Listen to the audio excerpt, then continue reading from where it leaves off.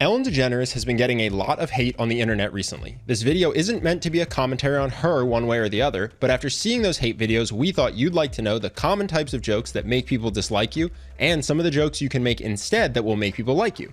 The first type of joke that will make someone dislike you is sharing their sensitive information to get a laugh. For example, watch Taylor Swift's reaction after Ellen tries to get her to say who the song "We Are Never Ever Getting Back Together" is about. You're supposed to ring. But I don't want to. I don't want to. All right, I'll ring. Because they'll send me angry emails, and I don't want to get them. I'll hold it for you. Now, not everyone is uncomfortable talking about their exes, so this isn't immediately a bad idea for a gag, but Taylor is obviously uncomfortable with it. Despite this, Ellen plows ahead to try to get a laugh. What are you doing to me? This is me. Stop it! All right. This makes me feel so bad about myself. In this scenario, it's pretty obvious early on that Taylor wants Ellen to stop, but normally you won't get such clear feedback. So there are two signs of discomfort you should look out for if you're going to make jokes about potentially sensitive areas of someone else's life. If you see these signs, it's time to pull back and pivot topics. The first sign you want to look for is verbal hesitation. Check out this clip of Ariana Grande and notice how she repeatedly cuts herself off mid-sentence. Let's talk about your love life, can we? Oh my God. Do you mind? Oh God, I do. I don't know, man. This is so crazy. But the only... The second sign is that Ariana shows shrinking and self-soothing body language, first hugging herself, then covering and touching various parts of her face.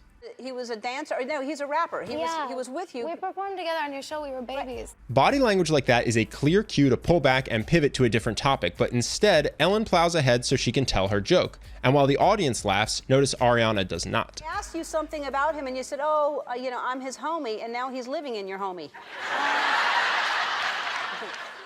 There's that. Right. It seems like Ellen wanted to tell that joke no matter how Ariana reacted, and maybe as a talk show host, that's okay. But in your life, if you plow through these signs of discomfort, you'll end up hurting your relationship with the person you're talking about, even if you get a laugh from other people. In this next clip, take note of Cara Delevingne's self-soothing body language as Graham Norton starts to share a potentially sensitive sex story of hers. I think your embarrassment threshold is quite high. Why? Well, and we were talking backstage. I'm embarrassed right now. No, we're talking backstage. The thing about that having sex on a plane. Clearly, Graham thinks this is a funny story and wants to share it with the audience. And maybe he thinks that since Cara shared it with him, she won't mind him telling it. And that's all good. There's no harm in bringing it up. But when you see these early signs of discomfort in your own life, like breaking eye contact and self-soothing neck or face touches, that's your cue to change topics. Don't continue to force the issue like Graham does. So you were having sex on a plane and someone was watching you. Yeah. The pilot. No. If you notice someone nervously touching their face or suddenly closing off their body, take it upon yourself to stop and redirect the conversation. One great way to do this is to turn the joke back on yourself. For example, watch this awkward clip of Ellen trying to out Mariah Carey as pregnant by showing she won't drink alcohol. The other thing is that people are saying that that you're pregnant. There's rumors. Don't discuss that. You want to taste it? I can't believe you did this to me, Ellen. What? No, Are you trying I'm to not just- going to ask you if you're pregnant This or not. is I'm peer just going to pressure. say. Do you see what Ellen is doing? This is peer pressure.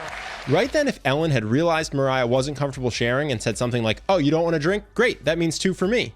It would have gotten the laugh she wanted from the audience, plus a laugh from Mariah. And then she could have segued into Mariah's upcoming album. Mariah would have appreciated Ellen in that moment for taking the pressure off of her and inviting her to talk about something she actually wants to discuss. When telling jokes, you should aim to make the other person feel good.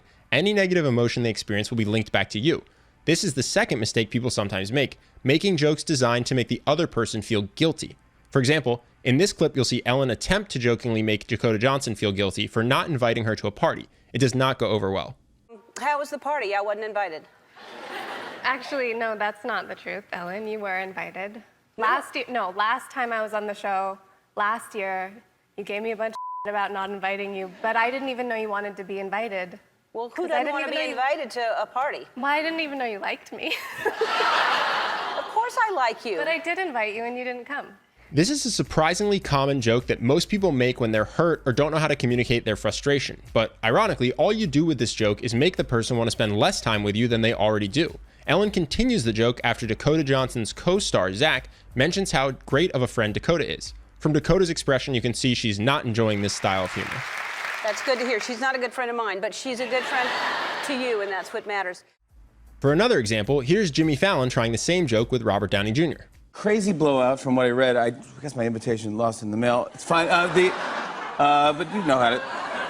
You know where I am pretty much every night. It's no big deal. You can tell from Robert's face he does not love the joke, and instead of responding with something apologetic, he fires back with a burn. You had a lot of people there, probably over 30 people were there, probably, right? Yeah.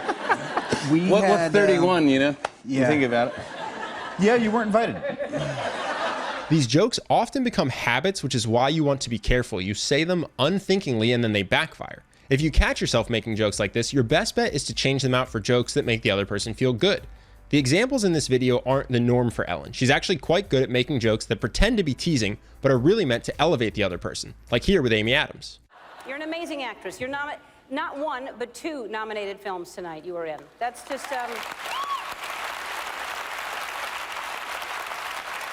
is so, what is the word for it? Selfish, I guess.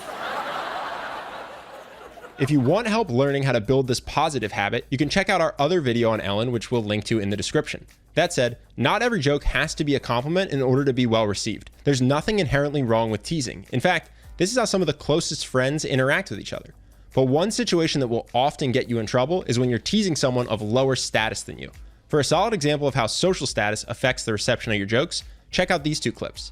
The first clip is Jimmy Kimmel, a famous TV show host, poking fun at Markiplier and Mrs. May, 2 YouTubers who he doesn't know very well and who are by contrast less famous than him. Markiplier in particular doesn't seem to like it. Well, this is an awkward hug. You know what you guys should do? Try being around other humans every once in a while, because humans don't hug like this. I don't care. What is going on with you? It's likely Markiplier felt Jimmy was coming from a mean place and mocking him. Contrast that with this clip of Sofia Vergara effectively making the same joke, saying her husband has a nerdy personality. I've heard you accuse him of being a nerd. In what way is, hold on, what way is that a nerd? He's inside of him. He was just put in the wrong body. I tell him you're trapped in the wrong body. Sophia can get away with calling her husband a nerd because they have a close relationship and because Joe is an incredibly handsome movie star. So he's very unlikely to feel sensitive about this or take offense. And as overkill, she even makes sure to compliment him each time before calling him a nerd. Even when I met him, I almost didn't go out with him because he was too handsome. And he's a nerd. All he does is read, play Dungeons and Dragons. No way. Yeah, that's his thing. No way. That's a great way to tease someone and still make them feel good. So feel free to tease people you're close to, especially about things they're unlikely to be sensitive about. But be aware that those exact same jokes can come off as hurtful or mocking if you direct them to people who you don't know well who aren't as high on the social totem pole, like lowerclassmen at school or people below you on the org chart at work. And especially avoid teasing those people about something they care about. If you follow this advice, you'll avoid alienating people with these common types of jokes, but unfortunately, there's no guarantee that everyone will like you, especially if you plan to live a life where you take risks and try to be exceptional. You're going to acquire haters and doubters along the way. That's why we created a program designed to help you develop deep and authentic confidence. It's a 30-day program that will give you emotional mastery, so that even if you say the wrong thing in conversation, make a mistake at work, or don't have things go the way you planned, you're able to pick yourself up with confidence and continue to feel great about yourself. No self-doubt, no beating yourself up. The way this works is by focusing first and foremost on your relationship with yourself. This means exercises that put an end to those moments where you're controlled by fear of rejection, failure, or conflict. A very common outcome is that members realize they deeply want to share what they've learned and help other people on their own personal development journeys. So we've added a bonus section that is a crash course in starting a YouTube channel. It's one we made at the very beginning of our channel when we had about 20,000 subscribers. So it's a very tactical explanation of how to build a following from zero. Now, this is only the 3rd time we've spoken about emotional mastery on the YouTube channel. In the past, we only offered it to people who had joined our email list or Charisma University program. And that means there's no page explaining the course, just a checkout page. So if you're intrigued and want to know more, the best thing to do is check out the course directly with the link below.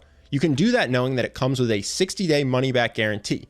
There's nothing you need to do, no worksheets to fill out to get the refund. You just go to billing and refund, and you'll get every penny back. But I do hope you try it because it addresses how to live with more joy and be less controlled by worrying about what other people think of you.